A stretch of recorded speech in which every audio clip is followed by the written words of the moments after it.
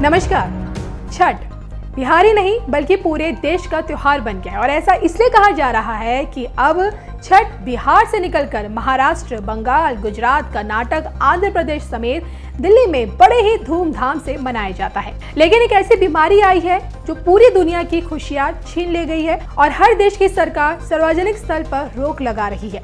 भारत में भी सरकार ने रोक लगाई है, लेकिन अभी कोरोना गया नहीं है और इसलिए हर सरकार डरी हुई है कि अगर सार्वजनिक स्थल पर भीड़ भाड़ हुआ और कोरोना बढ़ा तो सरकार की बदनामी होगी।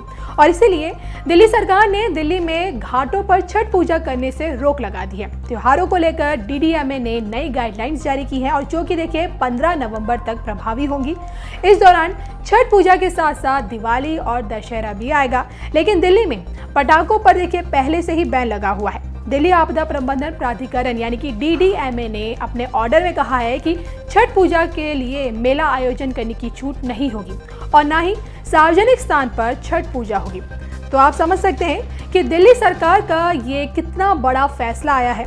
जानकारी आपको यहाँ देते चले कि इससे पहले दिल्ली में सार्वजनिक स्थानों पर गणेश उत्सव विसर्जन करने की भी छूट नहीं दी गई थी और तब भी सार्वजनिक कार्यक्रमों पर रोक लगा दी गई थी।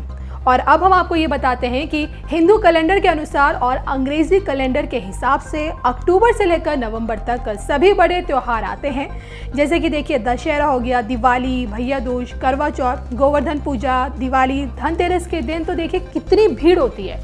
लेकिन इस बार छठ पूजा का त्योहार 8 नवंबर से शुरू होगा और पूजा 4 दिनों तक चलेगी। तो आप समझ सकते हैं कि क्या हो रहा है और डीडीएमए ने सिर्फ छठ ही नहीं बल्कि नवंबर तक आने वाले बाकी त्योहारों के लिए भी गाइडलाइंस जारी की हैं। अब इसमें यह लिखा है कि फेस्टिवल सीजन के दौरान दिल्ली में मेला, फूड स्टॉल, झूले, रैली आदि की इजाजत बिल्कुल नहीं है। छठ पूजा के लिए बाकायदा ये लिखा गया है कि सार्वजनिक जगहों पर, पब्लिक ग्राउंड, नदी के किनारे, मंदिरों आदि में छठ पूजा नहीं की जा सकेगी।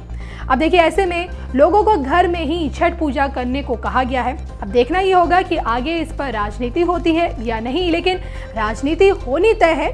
देखना होगा कि बीजेपी इस पर किस तरह से हमला करती है और अरविंद केजरीवाल कैसे इसका जवाब देते हैं।